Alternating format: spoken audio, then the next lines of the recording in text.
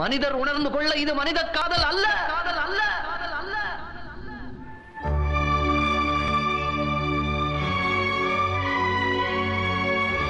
ஏன்டா இந்த லவ்வையும் பண்ணி தற்கொலை பண்ணிட்டு சாவுறீங்க? ஆனா இப்பதாண்டி புரியுது, உங்ககிட்ட மாட்டிட்டு கொஞ்சம் கொஞ்சமா சாவுறதோட அப்படி ஒரேடியா போய் சேருது எவ்வளவு மேல.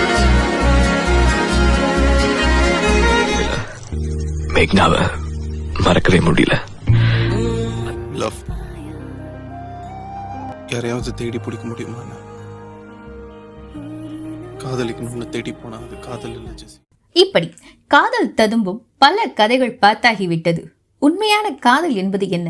இந்த கேள்விக்கு கிடைத்த ஒரு அற்புத பதில் நிபந்தனையற்ற அன்பு. அப்படிப்பட்ட அன்பு எங்கு உள்ளது? ஏன் இல்லை? பொன்னியின் செல்வனில் மணிமேகலை வந்தியத்தேவன் மீது கொண்டாலே அது நிபந்தனையற்ற காதல். வெண்ணிற இரவுகளில் நஸ்தன்காவின் மீது காதல் கொண்டானே அது நிபந்தனையற்ற அன்பு. கள்ளிக்காட்டு இதிகாசத்தில் பேயத்தேவர் முருகாய் மீது கொண்டாலே அது நிபந்தனையற்ற அன்பு. இப்படி எண்ணிலடங்கா காதலை கடந்தாகிவிட்டது. ஆனால் ஒரு மின்னல் வெட்டு போல அந்த காதல் அந்தந்த கதைகளில் வந்துவிட்டு மனதில் நீங்காமல் நின்றுவிட்டு போய்விடும். இந்த பிப்ரவரி மாதமான காதல் மாதத்தில் நான் படித்த புத்தகத்தில் என் மனதில் நீங்காமல் நின்ற காதல்கள் தான் இப்போது இந்த பதிவில் காணப்போகிறோம். முதல் காதல். ராஜ்யம் வேண்டாம், பதவியும் வேண்டாம், இந்த சோழ சாம்ராஜ்யமும் வேண்டாம் என்று தூக்கி எறிந்தான் தன் புவன மோகினிக்காக. அவளுக்காக ஒரு தீவை உருவாக்கினான். அதுவும் சாதாரண தீவல்ல, மாட மாளிகையும் கூட கோபுரமும் பல்லவர்களின் சிற்பக்கலையை மிஞ்சும் மதில்களை கொண்ட பெரிய பெரிய மணி மாளிகைகள் கொண்ட சாம்ராஜ்யத்தை உருவாக்கினான் சோழ மன்னன் சுகுமாரன். உருவாக்கியது பாண்டிய மகாதேவியான புவன மோகினிக்காக. உருவாக்கியதன் காரணம் காதல், நிபந்தனையற்ற காதல். பட்டாபிஷேகம் வேண்டாம், பட்டம் வேண்டாம், என் காதலும் காதலியும் போதும் என்ற காதல். இந்த காதலை படித்த புத்தகம் மோகினி தீவு. எழுதியவர் கல்கி கிருஷ்ணமூர்த்தி. மிகவும் அருமையான காதல் கதை நான் படிச்சதுல இருக்கு அப்படின்னு சொன்னா அது சுகுமாரனுக்கும் புவன மோகினிக்கும் இடையேயான காதல் அப்படின்னு சொல்லலாம். அடுத்தபடியாக நம் பேயத்தேவரின் காதல். கள்ளிக்காட்டு இதிகாசம் படிச்சவங்களுக்கு பேயத்தேவர் பரிச்சயம் கண்டிப்பா இருக்கும். தெரியல அப்படின்னா டிஸ்கிரிப்ஷன்ல அந்த புக்கோட ரிவ்யூ கொடுத்துருக்கேன், அதை செக் பண்ணுங்க. ஆனா இப்போ அது முக்கியம் இல்லை. அந்த கதையில ஒரு காதல் உண்டு. அது யார் காதல் அப்படின்னா பேயத்தேவர் முருகாய் மீது கொண்ட காதல் தான்.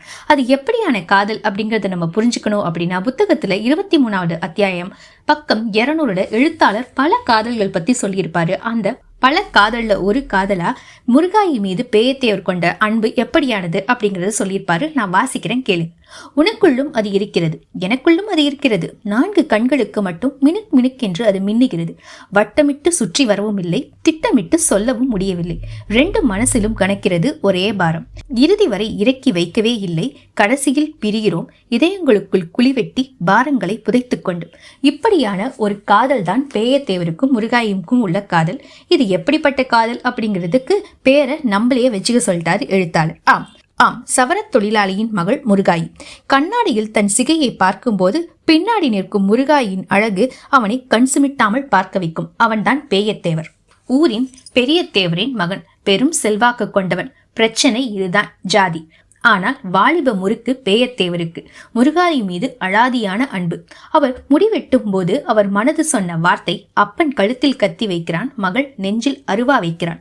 உடம்பு அப்பாவின் கட்டுப்பாடு, மனசு மகளின் கட்டுப்பாட்டில் இருக்கிறது அப்படின்னு பல விஷயங்கள் வார்த்தைகளை கவிதையா வந்து விழும் அப்படின்னு சொல்லலாம். அந்த புத்தகம் முழுக்க ஒரு நிமிஷம், கிழக்கு சிமிலே, மண் வாசனை, முதல் மரியாதை அப்படிங்கிற பல படங்கள் நம்ம கண் முன்னாடி காட்டிட்டு போகும் அப்படின்னு சொல்லலாம்.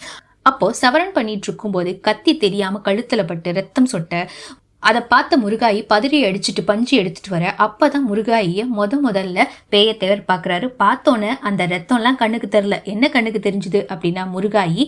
பிறகு அதை தொடர்ந்து ஒரு கவிதையும் அவர் எழுதியிருக்காரு. அந்த கவிதை என்ன அப்படின்னா, செப்பு சிலையழகி, செம்மாந்த மாரழகி, உலகத்து அழகையெல்லாம் ஊற வச்ச பேரழகி அப்படின்னு ரத்தத்தை பொருட்படுத்தாம கவிதை எழுத ஆரம்பிச்சிட்டாரு நம்ம பேயத்தேவர். ரொம்ப அருமையான காதல் கதைன்னு சொல்லலாம். இது எந்த புத்தகத்துல இருக்குன்னா கள்ளிக்காட்டு இதிகாசம். அதன் பிறகு அவங்க 2 பேரும் சேரல. அவங்கள சுத்தி நிறைய பிரச்சனைகள் வரும், நிறைய கஷ்டங்கள் வரும். ஆனா கடைசி வரைக்கும் பேயத்தேவர் முருகாய தன்னுடைய வீட்டுல வச்சிருப்பாரு. காதலியாவோ மனைவியாவோ கிடையாது. அதையும் தாண்டி ஏதாவது ஒரு அன்பு அவர்கிட்ட இருக்கும் அவங்க மேல அப்படின்னு சொல்லலாம். இதுவும் ஒன் ஆஃப் த நிபந்தனையற்ற காதல் அப்படின்னு நான் சொல்லுவேன். அடுத்தபடியான காதல் யாருடையது அப்படின்னா பஷீர் சொகாராவுடையது.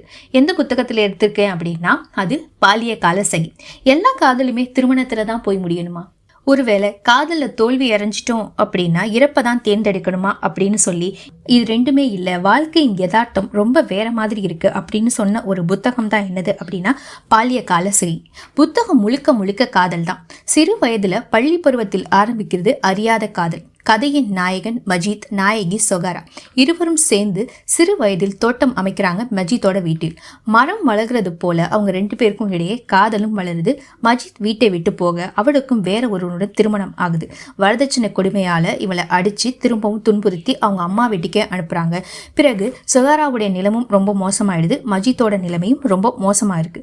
முடிவு இந்த கதையோட முடிவு சோகமா இருந்தாலும் பூ பார்வதி கேட்கறது போல திருமணமானா எல்லாத்தையும் மறந்துடணுமா, அது காதல், அது என்னைக்குமே மாறாது அப்படின்னு சொல்ற ஒரு நிபந்தனையற்ற காதல் தான் இந்த பஷீர் சொகாராவுடைய காதல். அடுத்த ஒரு நிபந்தனையற்ற காதல் இருக்கு அப்படின்னா அது கள்ளம் கபடமில்லாத காதல்னு சொன்னா அது மணிமேகலை வந்தியத்தேவன் மீது கொண்ட காதல். ரொம்ப அருமையான காதல். இது எந்த புத்தகங்கிறது உங்களுக்கு தெரிஞ்சிருக்கும். ஆமா, பொன்னியின் செல்வன்ல உள்ள ஒரு மகத்தான காதல் கதை. எனக்கு ரொம்ப பிடிச்ச காதல் கதை அப்படின்னா மணிமேகலை வந்தியத்தேவன் மீது கொண்ட ஒரு காதல் தான். மணிமேகலை வந்தியத்தேவன் மீது கொண்ட காதலே எந்த எதிர்பார்ப்பும் இல்லாத ஒரு காதல். ஆனால் வந்தியத்தேவன் தான் அந்த காதலுக்கு தகுதியில்லாதவனோ என்று எனக்கு தோன்றியது. கந்தமாறனின் அன்பு தங்கை, சம்புவராயரின் ஆசை மகள், கடம்பூரின் இளவரசி, இது அனைத்தையும் அவள் மறந்தது வந்தியத்தேவனை கண்டபோது. வந்தியத்தேவனை விரும்பாத பெண்கள் யாருமே இருக்க முடியாது. பொன்னியின் செல்வனை படித்தவர்கள் நிறைய பேர் அவன் மீது மானசீக காதல் கொண்டவர்களாகவே இருந்தனர்.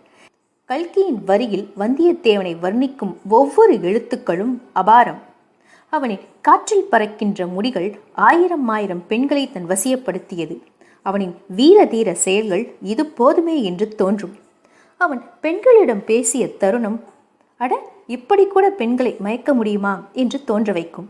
இப்படி அனைத்து பெண்களின் மனதை கொள்ளை கண்டவனை எந்த பெண்தான் விரும்பாமல் இருப்பாள்? அப்படி விரும்பி தொலைத்தவள் தான் நம் மணிமேகலை. மணிமேகலை அழகின் அடையாளம். அவளை பிடிக்கவில்லை என்று சொல்ல ஒரே ஒரு சரியான காரணம் கூட வந்தியத்தேவனிடம் இல்லை. அவளுக்கு வந்தியத்தேவனை பிடிக்க முதல் காரணம் அவளது அண்ணன் கந்தமாறன். ஏனென்றால் வந்தியத்தேவனை பற்றி சமயம் கிடைக்கும் போதெல்லாம் அவளிடம் அவனை பற்றியும் அவனின் வீர தீர செயல்களை பற்றியும் சொல்லிக்கொண்டே இருப்பான் கந்தமாறன். அதுவே மணிமேகலைக்கு பெரும் பரவசமான ஒன்று. அப்போதே வந்தியத்தேவனை அவள் மானசீகமாக விரும்பி அவனுடன் திருமணமே நடத்தியிருந்தாள். பிறகு இன்னொரு சந்தர்ப்பத்தில் கரிகாலனை கொன்றவன் வந்தியத்தேவன் என்று ஒரு பழி வருகிறது. கரிகாலனை வந்தியத்தேவன் கொன்றால் அந்த பழியிலிருந்து அவனால் மீண்டு வர முடியாது என்று எண்ணிய மணிமேகலை கரிகாலனை தானே கொன்றேன் என்று சொல்லி அந்த கொலை பழியையும் ஏற்க துணிந்தாள். ஆனால் அவளுடைய அண்ணனும் தந்தையும் அதை தடுக்கிறார்கள். பிறகு வந்தியத்தேவன் கரிகாலனை கொன்றதற்காக தஞ்சை சிறையில் அடைக்கப்பட்டிருந்த போது கரிகாலன் கொடுத்த ஒரு ஓலையை குந்தவியிடம் கொடுத்து வந்தியத்தேவனை குற்றமற்றவன் என்று நிரூபிக்கிறாள். இப்படி தன் வாழ்நாளில் அனைத்து மணித்துளிகளையும் வந்தியத்தேவனுக்காகவே செலவிட்டவள் என்று ஒருவள் இருந்தால் அது மணிமேகலை மட்டுமே.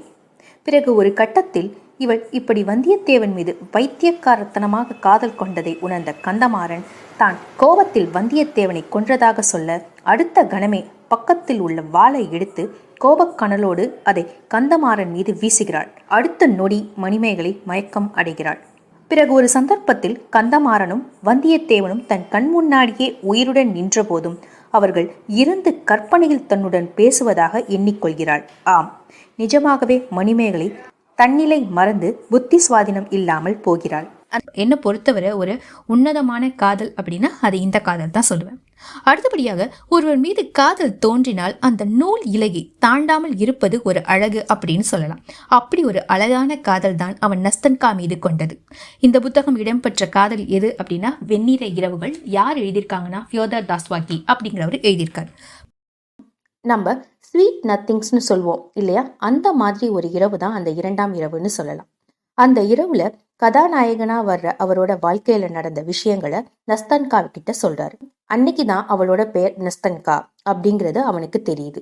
ஆனா அன்னைக்கு அவளோட பெயரை அவன் அத்தனை முறை சொல்லி பார்த்திருப்பான், நஸ்தன்கா நஸ்தன்கா நஸ்தன்கான்ட்டு. நம்ம பார்த்திருக்கோம் இல்லையா, அபிராமி அபிராமின்னு. அது காதல், அது அவங்களுக்கு மட்டும்தான் தெரியும் போல. அவளை பத்தி அவன் நிறைய விஷயங்கள் அவள்கிட்ட சொல்றாங்க. பீட்டர்ஸ்பர்க் மீது கொண்ட பார்வையை பற்றி, பின்பு அவன் விடுதி அறை எப்படி இருக்கும் அப்படிங்கிறத பத்தி, அது மட்டும் இல்லாம அவனை பார்க்க வர நண்பர்கள் இவன் பண்ற வேலையெல்லாம் பார்த்து குழம்பி போயிட்டு திரும்பவுமே வராம போன விஷயங்கள், அப்படி இப்படின்னு பல விஷயங்கள் அவகிட்ட பகிர்ந்துக்கிறான். அது அனைத்தும் கற்பனை கதை தான். ஆனா அது எல்லாத்தையுமே ஒளி மிகுந்த கண்களை விரிச்சு கேட்டுட்டு இருக்கா நஸ்தன்கா. இத்தனை நாள் யார்ட்டையாவது பேச மாட்டாமா அப்படின்னு இருந்தவனுக்கு இந்த ஒரு இரவு ஒரு அற்புதமான இரவாக ஆணிச்சு. அதுக்கு காரணம் என்ன அப்படின்னா, அவ கூட இருந்து அவன் சொல்றதெல்லாம் கேட்கிற ஒரே ஒரு காரணம் தான்.